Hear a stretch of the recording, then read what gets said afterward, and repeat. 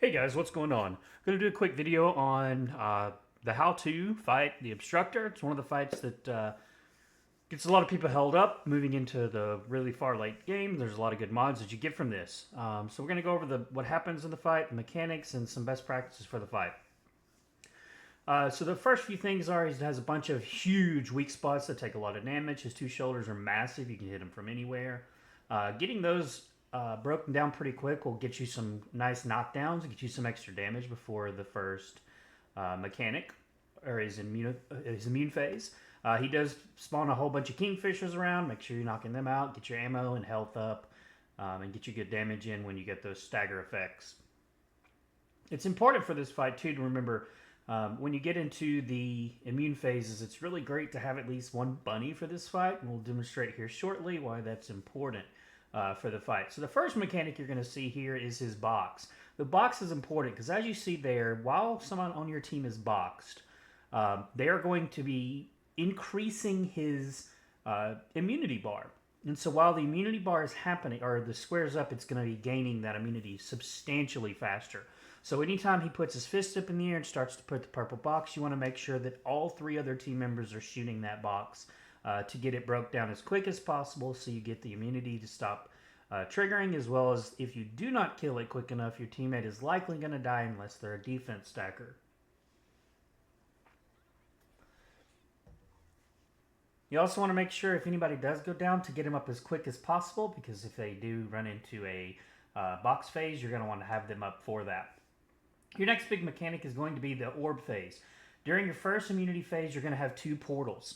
And each portal is going to be spitting out purple orbs. It's important to make sure that you're killing those orbs because he has a limit on how many that he can absorb. And if he does absorb them, you will have a squad wipe and you'll have to restart. Why it's really great to have Bunny is her AoE actually just one-shots all the orbs that get near her. I use the mid-air maneuver on my Bunny so that I can get up really high, make sure I get all of them without firing a single bullet. The other great thing about Bunny is if you have just one, you can keep both portals, sometimes 2.5, almost 3 full ones on your own. So it's very important to make sure that you keep the orbs down, and Bunny's great for that. Again, once you come out of immunity phase, you're going to have more another box phase. You're going to have a bunch of kingfishers and dumping as much damage as you can into those weak spots so that you can get some more stagger effects. All the while, he has his poison orbs. He does slam similar to some of the other bosses where he slams his sword down and his poison laser. So just avoiding all those mechanics and stay as healthy as possible so you don't go down to some of the static effects that are going on at all time.